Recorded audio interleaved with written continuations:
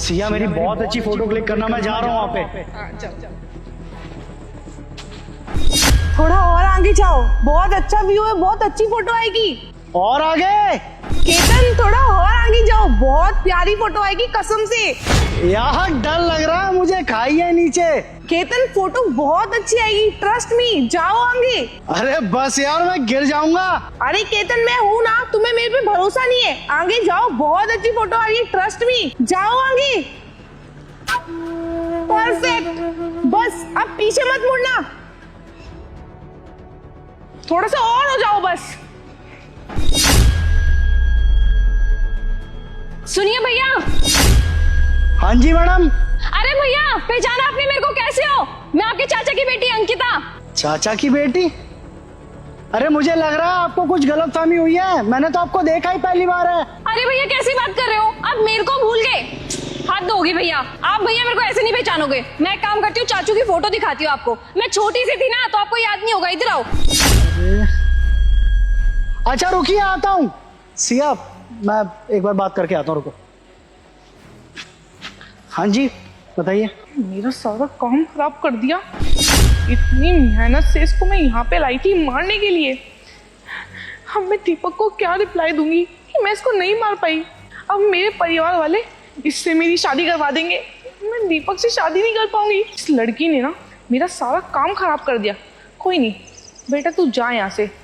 इस केतन को तो झांसे में लाके ना यहीं खड़ा करूंगी और धक्का देके ना जान से मार दूंगी। फिर तो दीपक मेरा, और दीपक से ही शादी करूंगी। इस केतन से थोड़ी ना शादी करनी मेरे को। कोई नहीं बेटा, तू जा यहाँ से। भैया चुपचाप से ना मेरी बात सुनिएगा। वो मैं आपकी कोई चाचा की लड़की नहीं हूँ, आपने सही पहचाना। आप मेरे को जानते ही नहीं हो, कभी देखा ही नहीं, तो पहचानोगे कैसे?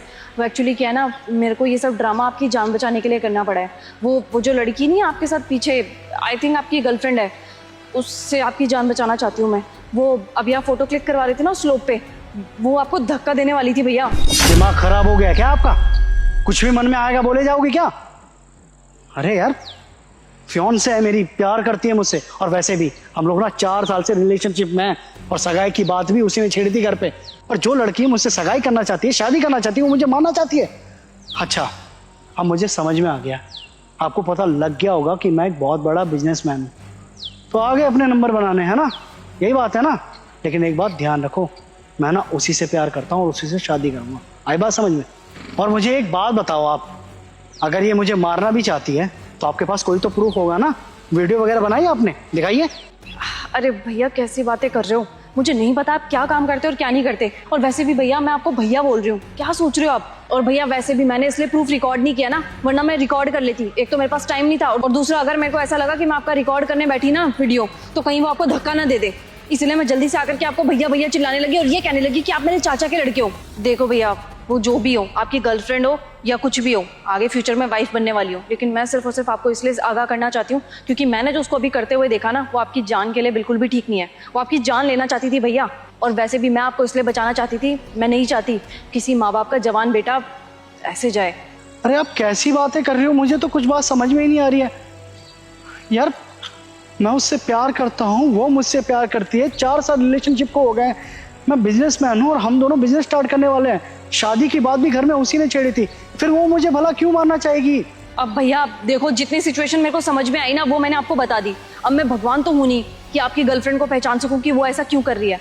वो सब तो देखो अब आपको देखना पड़ेगा, और मुझे लगता है अब आपके पास टाइम भी अच्छा खासा है। एक बार अपनी गर्लफ्रेंड को सही से देखो और उसके बाद ही उससे शादी करना। मैं तो आपको यही सलाह दूंगी, बाकी आपकी मर्जी है भैया।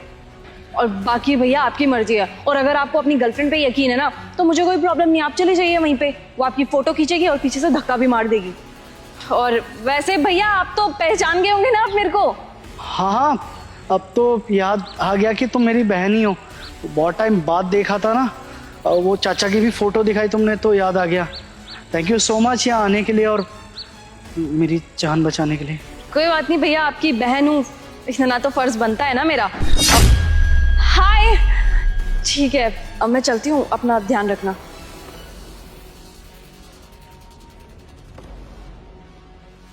आ जाओ केतन, तुम्हारी फोटो क्लिक करती हूँ। देखो रात होने वाली है, इतना अच्छा व्यू ना हाथ से निकल जाएगा। आ जाओ।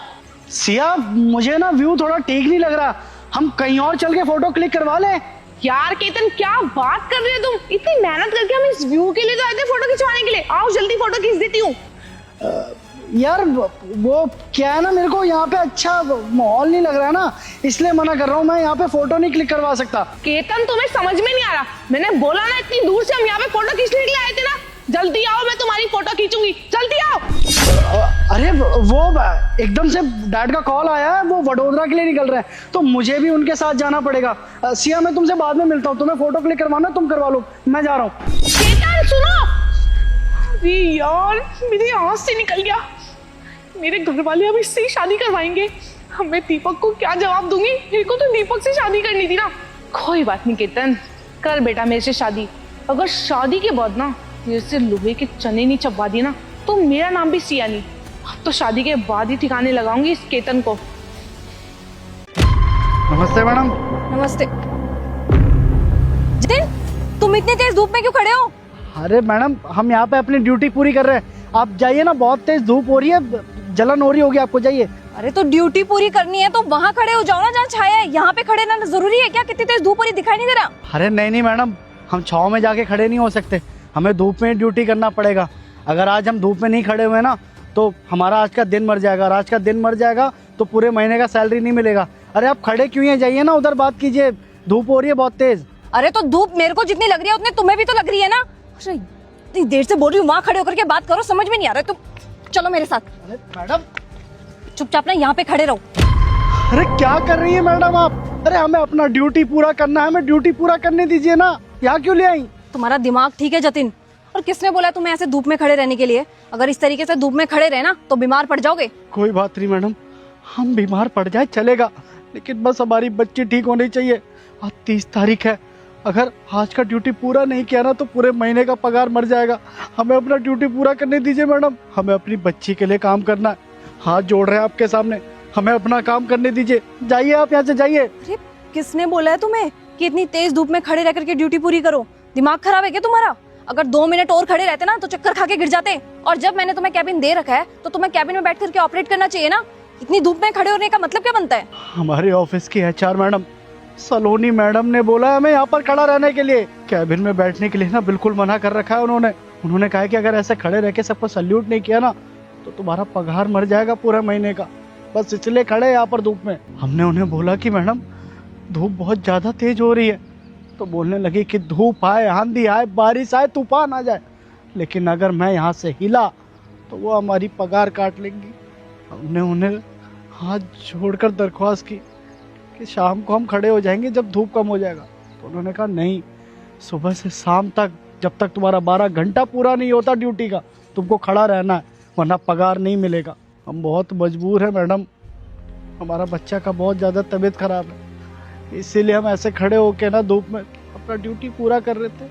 और आप क्या की, हमको यहाँ छाँव में ले आई, हमारा ड्यूटी पूरा नहीं होने दिया आपने। मैडम आपने ना बहुत बड़ा अनर्थ किया है, अगर सलोनी मैडम ने हमें देख लिया ना कि हम छाँव में खड़े तो पक्का हमारा पगार काट लेगी।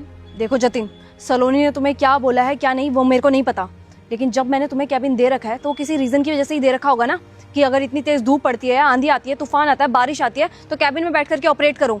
नहीं मैडम, ऐसा अनर्थ हम नहीं कर सकते।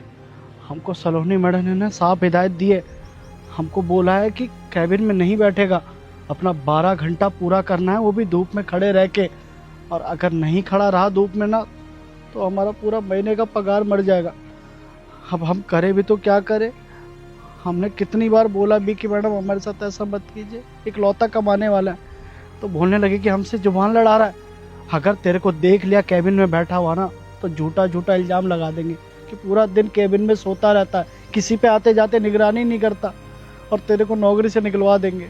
मैडम गरीब आदमी हम, अगर हमारा नौकरी चला गया तो जल्दी से नौकरी नहीं मिलेगा, और हमारी बच्ची का अस्पताल में इलाज चल रहा है, अगर उसको कुछ हो गया ना तो हम कभी अपने आप को माफ़ नहीं कर पाएंगे। और वैसे भी मैडम हमारे पास कोई पुरखों का खजाना नहीं रखा, ले दे के हमारे पास यही नौकरी है, अगर यही नौकरी चली गई तो हम कहीं के नहीं रहेंगे। आपको एक बात बताएं मैडम, एक लाचार बाप ना हमेशा अपने बच्चों के बारे में सोचता है कि उसका बच्चा सही सलामत रहे, अगर हमारी आंखों के सामने हमारे बच्चे को कुछ हो गया ना तो हम कहीं के नहीं रहेंगे, कभी कभी नज़र नहीं मिला पाएंगे खुद से अपना पत्नी से। बस इसीलिए इसी मजबूरी में हम मैडम का बात माने या धूप में खड़े होकर अपना ड्यूटी पूरा कर रहे हैं ताकि हमारा पगार ना मरे और हम अपनी बच्ची का इलाज करवा पाए अच्छे से अच्छे अस्पताल में। देखो जतिन, तुम्हें एक बात मैं आज के आज क्लियर कर देती हूँ। सलोनी ना मेरे अंडर काम करती है, ये ऑफिस मेरा है ना कि सलोनी का है। तो अगर सलोनी किसी को निकालेगी भी ना तो पहले मेरे से पूछ के निकालेगी। उसका हक नहीं है किसी को निकालने का, मेरा हक है। और मैं ये कभी भी नहीं चाहूंगी कि मेरे कंपनी का कोई भी एम्प्लॉय इस तरीके से टॉर्चर होकर के काम करे। तो ना ही तुम्हें धूप में खड़े होने की जरूरत है और ना ही उसकी फालतू की डिमांड पूरी करने की जरूरत है। तुम्हें कैबिन दे रखा है, कैबिन में बैठो और वहीं से ऑपरेट करो। और एक बात तुम खुद से भी सोचो, अगर तुम इस तरीके से धूप में खड़े रहे और तुम्हारी ज्यादा तबीयत खराब होगी तो तुम्हारी फैमिली का क्या होगा। तुम्हारा सही रहना ना तुम्हारा फैमिली चलाने के लिए बहुत ज्यादा इंपॉर्टेंट है। तो मुझे कुछ भी नहीं पता, आज के बाद तुम कैबिन में बैठ करके ही ऑपरेट करोगे, ऐसे धूप में खड़े रहने की कोई जरूरत नहीं है। अगर आप कह रहे हैं कैबिन में बैठने के लिए तो हम बैठ जाते हैं, लेकिन ध्यान रखिएगा मैडम कहीं हमारी पगार ना काट दे। पगार की टेंशन तुम मत लो। और तुमने अभी कहा था ना कि तुम्हारी बेटी बहुत ज्यादा बीमार है, तुम एक काम करो, ड्यूटी व्यूटी छोड़ो, तुम जा करके पहले अपनी बेटी को देखो। वैसे किस हॉस्पिटल में है तुम्हारी बेटी? पीछे है ना लीलावती, वहाँ पर है। लीलावती में? ठीक है, लीलावती में ना मेरी जानकारी है। तो तुम एक काम करो, सुनील को मैं तुम्हारे साथ भेज देती हूँ, सुनील के साथ चले जाओ और वहाँ पे मेरा नाम ले लेना। अगर किसी चीज़ की भी कोई जरूरत पड़ती है ना तो तुम मेरे को जरूर बता देना, मैं आ जाऊंगी खुद से ही। तुम अभी जल्दी से हॉस्पिटल जाओ, वहाँ पे तुम्हारी ज्यादा जरूरत है। और हाँ, जब तक तुम्हारी बेटी बिल्कुल सही नहीं हो जाती ना तब तक तुम्हें ऑफिस में आने की कोई जरूरत नहीं है। और पगार की टेंशन मत लेना, तुम्हारी पगार नहीं कटेगी, ये पेड लीव में काउंट होगा। तुम आराम से जाओ और जब तक तुम्हारी बेटी का इलाज चलेगा ना वो खर्चा भी मैं देख लूंगी, उसकी टेंशन भी मत लेना। बहुत बहुत धन्यवाद मैडम। अरे ये सब करने की जरूरत नहीं है, तुम जल्दी से हॉस्पिटल जाओ। इस टाइम तुम्हारी बेटी को तुम्हारी सबसे ज्यादा जरूरत है, जल्दी जाओ। ठीक है मैडम, धन्यवाद। अरे मैडम मेरे पैर जलने, आपने मेरे को धूप में क्यों खड़ा किया है? चुपचाप ना वहीं खड़ी रहो, सैलरी चाहिए ना तुम्हें? हाँ मैडम मेरे को सैलरी चाहिए, लेकिन मैं जितनी तेज धूप में खड़ी रही ना मैं बेहोश हो जाऊंगी। तुम्हारे पैर जल रहे तो उसमें मैं क्या करूँ? देखो, अगर तुम्हें सैलरी चाहिए ना तो इस तपती धूप में तुम्हें खड़े रहना पड़ेगा। मैडम आप मेरे साथ ऐसा क्यों कर रही है? मेरे को बहुत गर्मी लग रही है सच में। देखो, मुझसे ना ये फालतू की बहस तो करो मत, जितना बोला गया ना चुपचाप वही करो। मैडम मेरा काम तो ऑफिस के अंदर होता है ना, हम धूप में खड़े होके क्यों बात कर रहे हैं? अंदर चल के बात करते हैं ना। मैडम मेरी तबीयत खराब हो रही है, मेरे को चक्कर आ जाएंगे अभी 2 मिनट में ही। ठीक है, तो अगर तुम्हें सैलरी नहीं चाहिए तो आ जाओ छाँव में। मैम मेरे को नहीं समझ में आ रहा, आप ऐसी बातें क्यों कर रही हैं? ये तो टॉर्चर करना हो गया ना। अच्छा, तो अब तुम्हें ये टॉर्चर लग रहा है। तो जो तुम जतिन के साथ कर रही थी वो टॉर्चर नहीं था क्या? जतिन, मैंने क्या किया मैम उसके साथ? अच्छा, अभी थोड़ी देर पहले मैं आ रही थी ना तो मैंने जतिन को यहाँ पे भरी धूप में काम करते हुए देखा। वो भरी धूप में यहाँ पे खड़ा हुआ था और तुमने उसको क्या बोला कि जब तक तुम्हारे 12 घंटे पूरे ना हो तब तक तुम्हें इस तपती धूप में खड़े रह करके सबको सलाम करना है। और अगर गलती से तुम इस धूप से हटे तो तुम्हें तुम्हारी सैलरी नहीं दी जाएगी। चाहे धूप हो चाहे कुछ भी हो, तुम्हें यहीं पे खड़े रह करके अपनी ड्यूटी करनी है। अरे जब मैंने उसको कैबिन दे रखा है तो उसको उसका काम कैबिन से बैठ के करने दो ना। तुम भी तो अपना काम आराम से कैबिन में बैठ के करती हो ना। तो टॉर्चर की शुरुआत ना तुमसे हुई है और खत्म मैं कर रही हूँ। अरे वो इंसान अपनी फैमिली की मजबूरी की वजह से यहाँ पे काम कर रहा है और तुम उसका फायदा उठा रही हो।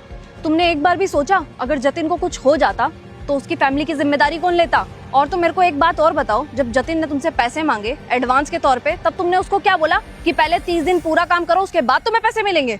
अरे बेटी बीमार है उसकी, ये बात तो उसने तुम्हें बताई थी ना। इंसानियत नाम की चीज नहीं है क्या तुम्हारे अंदर सलोनी? और तुम्हारी 8 घंटे की ड्यूटी है ना, तो मैं तुम्हें अभी एक बात क्लियर कर देती हूँ। अगर तुम्हें तुम्हारी सैलरी चाहिए ना तो तुम्हें यहाँ पे 8 घंटे खड़े रहना पड़ेगा, वो भी भरी धूप में। समझ में आया? एक बात तो मैं तुम्हें अच्छे से बता दूं, तुम्हें चक्कर आए या तुम्हारे साथ कुछ भी हो इससे तो मुझे बिल्कुल भी फर्क नहीं पड़ता। मैं अभी जा रही हूँ और तुम्हें यहाँ पे 8 घंटे खड़ा ही रहना पड़ेगा। अगर मैं वापस आई और तुम मेरे को यहाँ पे नहीं मिली तो ध्यान रखना, तुम्हारी सैलरी तो मैं तुम्हें बिल्कुल नहीं दूंगी और जॉब से निकालूंगी वो अलग। मैडम सुनिए तो, बहुत गर्मी लग रही है यार।